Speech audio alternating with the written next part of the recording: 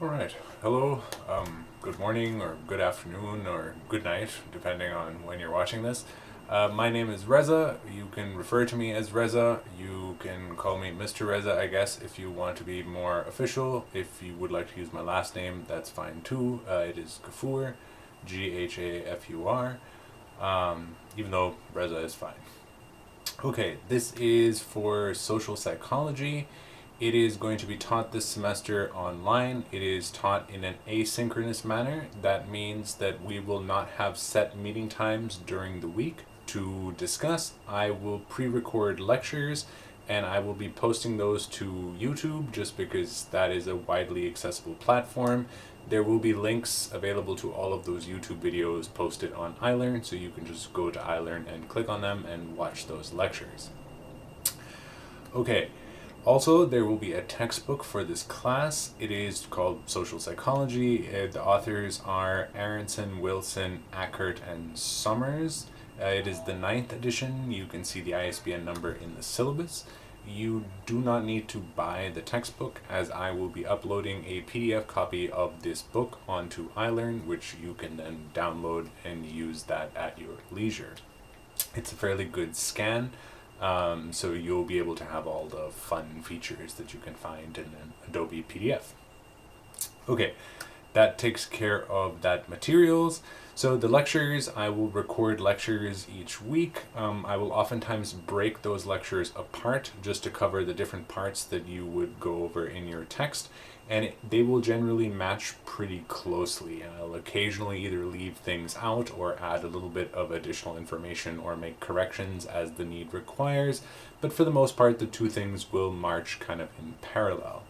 I would recommend at least skimming the chapter before watching the lecture, as that is just a good way to have repeated information and thus for it to seep into your mind. Yeah. At the end of the day, though, whatever works for you.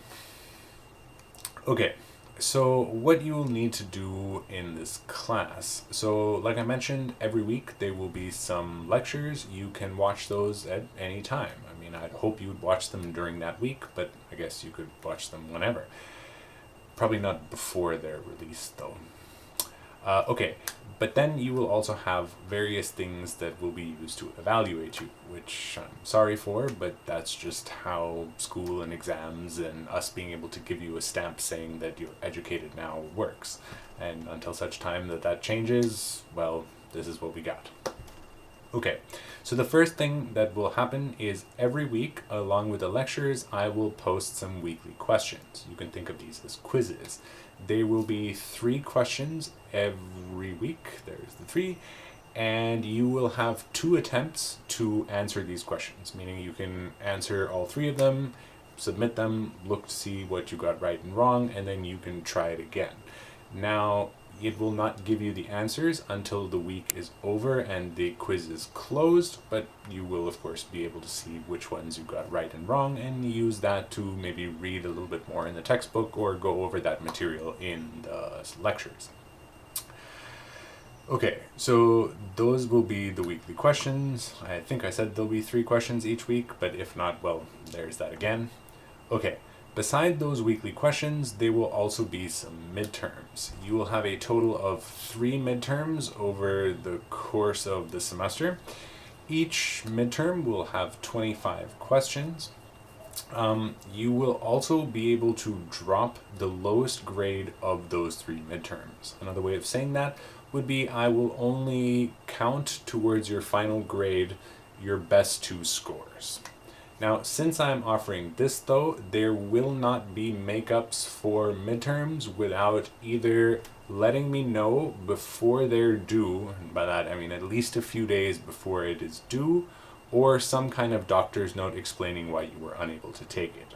Other than that, if you ask for makeups, my response is most likely going to be, well, I'm sorry that that happened, but you are able to drop your lowest score, in which case your missed exam being a 0 will be your lowest score, and that will then get dropped from your final grade calculations. Okay, The last exam evaluation thing will be a final exam at the end of the semester. That final exam is going to have 40 questions. It is going to be a cumulative exam, meaning it will cover all of the material that we have covered over the course of the semester. This doesn't mean that I'm going to give you questions on every single thing we cover, but that all the material discussed over that semester is fair game. Now, to make that a little bit easier, about 60 to 70% of the questions on the final, so about 24 to 28 of them, are going to come directly from the previous 3 midterms that you took over the course of this semester. The remainder are going to be questions you have not seen before, and that's just to keep you on your toes. Okay, not sure if I mentioned this previously for any of the others, but for all 3 of these, the weekly questions, the midterms, and the final, all of them will be uploaded onto iLearn, where you will be able to see them and respond to them on iLearn, which you probably have taken some type of quiz like this before, but that's how they will be administered. There'll be no paper or anything you'll have to send to me. That should allow you to have your grades pretty much as soon as they close, which I guess brings up how long things will be open. So all things, the weekly questions, the midterms, and the final exam, they will be open for about 1 whole week. Sometimes I might give a few extra days for the midterms and the finals, but for the weekly questions, it'll be pretty much always that. So what I mean by that is normally I will post these questions or the exams sometime during Monday, the start of the week, and they would then close that following Sunday right before midnight, so like 11:55 or 11:59 p.m. All right. Okay, so those are the assignments. The way your grades ultimately are going to be calculated, or what things have what weight, is as follows. Your weekly questions are about 35% of your grade, so please keep up with doing them, because while it might seem like a trivial thing, if you skip a lot of them, it is going to be pretty bad for your end grade. Your midterms are also going to be worth 35% of your grade, and then your final will be worth a whopping 30% of your grade. But remember, many of the questions on your final will be things you have seen before, so this will probably be a good way to either take it semi-easy, probably not necessarily just coasting, but or a way to bump up your grade if you're unhappy with how you've done so far in the semester. If you're having trouble calculating your grade, I have included a formula which you can just plug in the numbers for in your syllabus. Please go there if ever you want to calculate your grade and you do not trust iLearn. Yeah, please use that. I don't necessarily want to spend a bunch of office hours just calculating people's grades, because, well, you have access to it, and that should be something that you can do for yourself. Okay. Speaking more about grades, the grade distribution is also given in your syllabus. I don't always use the standard way that SFSU distributes grades, so you're going to see on the syllabus the way that I've done it is anything over a 90 is an A, 85 to 89 will be a B+, 80 to 84 is going to be a B, and it just kind of follows that structure down the letters, and I tend not to give minuses. Okay. Also, extra credit, because this will come up a lot. So extra credit can count for a total of 5% of your grade. I will tack that on at the end once your final grade is calculated. So let's say you do all the various things and you end up with like an 87% in the class, and you have done 5 points of extra credit. I will just add 5 to that percentage, taking you from an 87 to a 92. That's just going to be how it works.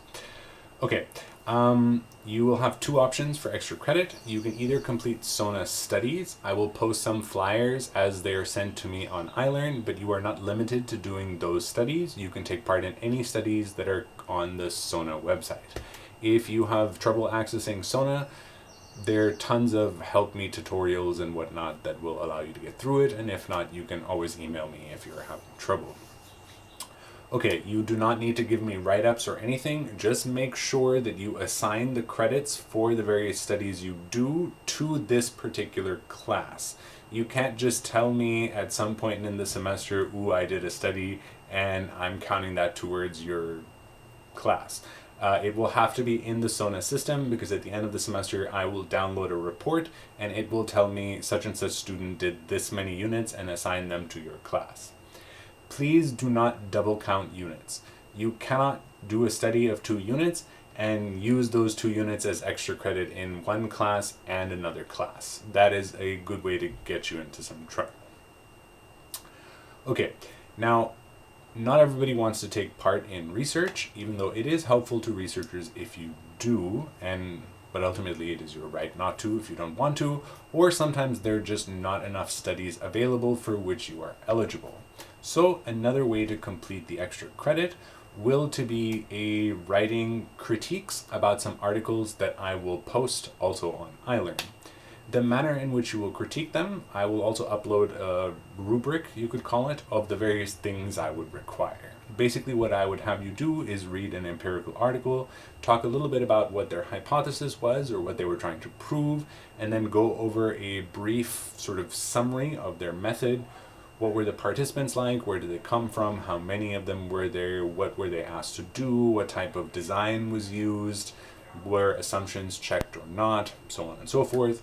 A little bit about the results, what statistics were used, what did they find, and then a little bit in conclusion about did the findings that they had from this specific experiment or study actually answer the original hypothesis that they set out to prove. Most of these are going to be about a page. If you've gone beyond 2 pages, you're doing too much. Okay, carrying on. Okay, the syllabus, of course, can change.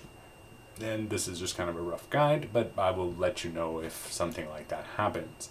Plagiarism is not really going to be a thing in this class. I mean, I guess you could sit next to each other and do multiple choice questions, but I will randomize them just to make it a pain if that is what you're doing.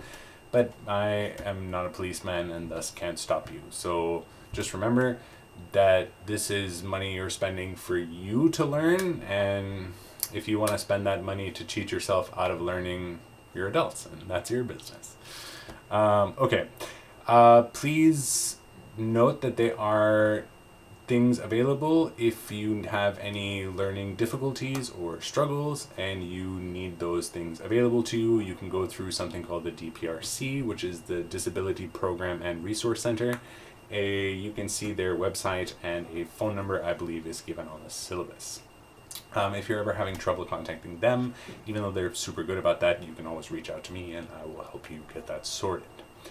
Another thing, you probably won't have that much contact with each other, seeing as this is an online class, but when you do, please be kind to each other. It is easier for people to troll and nitpick and be mean to each other when they're hidden behind computer screens, but just don't do it to each other. You're all here to learn, and not knowing something is why you're all here. After all, if you knew everything, why would you come to an institution of learning? So don't be mean to each other about not knowing stuff, because everybody doesn't know tons of stuff. That's just how it goes. But also, just again, right, be kind to each other, especially nowadays. Okay, I think that covers all the technical stuff. At the end of the syllabus, you can see the various chapters that will be covered during what weeks, what that topic is called, what chapters are associated with it. You will also find when the exams will be given or opened and what chapters they cover. All of that is sort of there at the end of the syllabus. Okay, yeah, I think that pretty much covers all that jazz. Yup.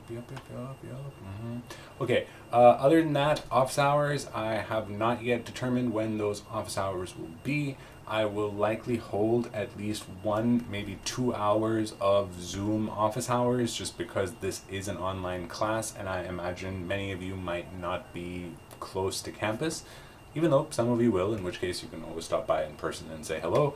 But I'll probably have some online office hours. Once I've figured out the times that those have, or there will be, I will update the syllabus and I will send out an email to let everybody know. About office hours, while I am open to talking about other stuff or things that are tangentially related to the field that we're talking about, please note that if we are talking about some tangential thing or life and somebody else comes in who has direct questions about the material, I will always give them priority even if we are in the middle of a conversation. That's just because that's why we're here first and the other stuff is second. Yeah. Okay, well, nice to, at least in a one direction, meet you kind of thing, and I hope you have a good semester. Remember that this first week when you're coming in, at least from this class, you are required to do nothing else, and if you've gotten here, you've already watched the video, which is the one thing I asked you to do. If you're really gung-ho about doing things, you can always read the first chapter of the textbook. It gives a nice overview of all the stuff we will cover.